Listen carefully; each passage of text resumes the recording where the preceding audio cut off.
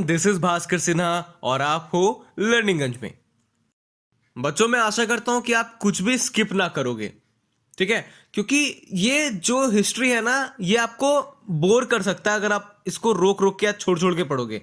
Direct पढ़ना समझ समझ के, और जो हिस्ट्री है ना उसकी क्वेश्चंस भी आती हैं तो वो चैप्टर के बीचों बीच से आती हैं, इसलिए स्किप ना करना, सब कुछ अच्छे से पढ़ते जाना। जितनी भी मेन पॉइंट्स है ना मैं कोशिश करूंगा वही बताने को। बच्चों, हमने क्लास 10th के हिस्ट्री का एक इंट्रो देखा था और आपने ये देखा कि क्लास 10th के फर्स्ट चैप्टर में पढ़ना क्या क्या है, टॉपिक्स क्या क्या हैं। तो चलिए उसको हम लोग अब शुरू से देखते हैं। तो इस चैप्टर का नाम ही है the rise of nationalism in Europe. बच्चों, इस पे एक थोड़ा सा वक्त दो अपना कि क्या है the rise of nationalism in Europe. तो जो नेशन के प्रति प्यार, यानी कि आपके राष्ट्र के प्रति, आपके देश के प्रति जो प्यार है ना, उसे कहते हैं नेशनलिज्म। और ये कहां पे पनपा? यूरोप में। और हुआ क्या? इसका उदय हुआ है। राइज मतलब उदय, ठीक है? तो एक ऐसा उदय है जहां पर हम अपने देश के प्रति प्यार को महसूस कर पाते हैं। खैर, अब हम चैप्टर में चलते हैं। तो अभी आपको ये शो हो रहा है आपके स्क्रीन पे कि कहता क्या है कि 1848 का वक्त है ना? और जो फ्रेंच एक जो बहुत बड़ा आर्टिस्ट है फ्रेडरिक सौडियो, उसने 4 पिक्चर्स बनाई थी, मतलब 4 पेंटिंग्स बनाई थी। उनमें से ही ये एक पेंटिंग है जहां पर ये फील करता है डेमोक्रेटिक एंड सोशल रिपब्लिक्स। मतलब इसका प्यार देखो अपने देश के प्रति।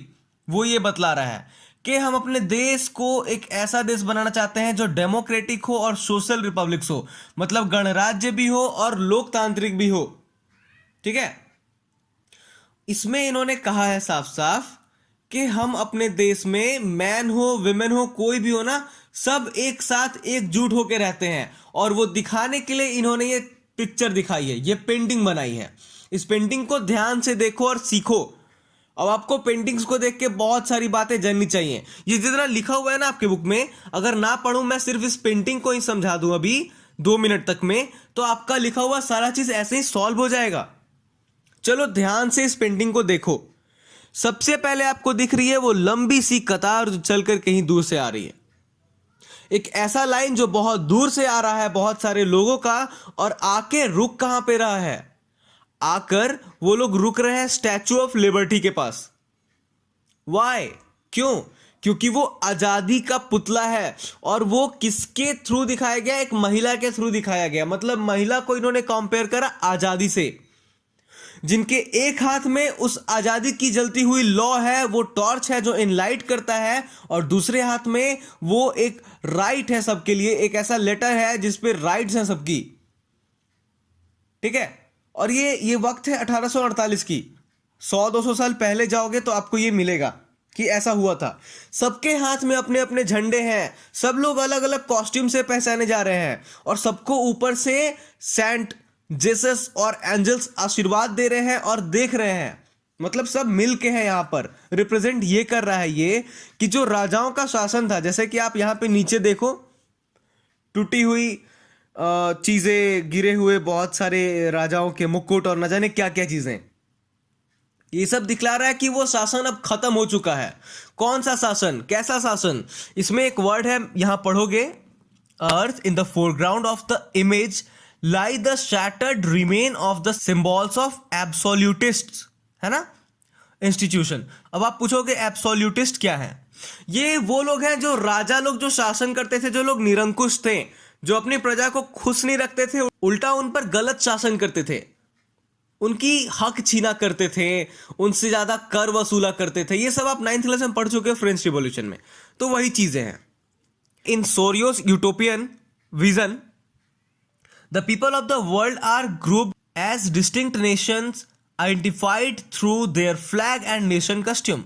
जो उनके देश का कॉस्ट्यूम है ना, वो उनसे पहचाने जा रहे हैं, ये कहा गया है यहां पे, ठीक है? और यूटोपियन क्या है बच्चों? ये एक ऐसा सपना है जो सच नहीं है, जो काल्पनिक है, जिन्होंने कल्पना की हुई है इस चीज की कि काश ऐसा हो पाता।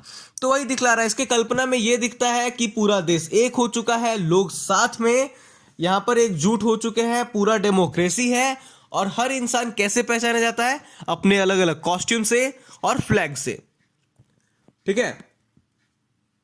और स्विट्जरलैंड हो, फ्रांस हो, हर जगह के लोग हैं सब साथ में, जर्मनी हो, जितने लोग हैं सब साथ में हैं, है ना। Poland, England, Ireland, Hungary, Russia, सारे लोग हैं, यानी कि वहां पर इतना अच्छा मेंटेन हो चुका है। कहता है this chapter will deal with many of the issues visualised by Sorrieu in figure 1 during the 19th century. और जो सोरियो है ना, उन्होंने अपने पेंटिंग के द्वारा सब विजुअलाइज करा था कि एक समय आएगा जब हम सब साथ होंगे, जब डेमोक्रेसी होगी, पूरे वर्ल्ड वाइड डेमोक्रेसी का सपना लिया था इन्होंने। ये थी इनकी विजन। और इस पूरे चैप्टर में, इस फर्स्ट चैप्टर में हम ये पढ़ने वाले हैं, ठीक है, the concept of practice of the modern state in which a centralised power exercised sovereign control over a clearly defined territory had been developing over a long period of time in Europe। ये बतला रहा है कि बहुत समय से ये ख्वाब देखा गया था, बहुत समय से लोग चाहते थे कि हम लोग सब मिलकर कुछ डेवलप करें, कुछ बढ़िया करें, मॉडर्न स्टेट बनाएं, ठीक है।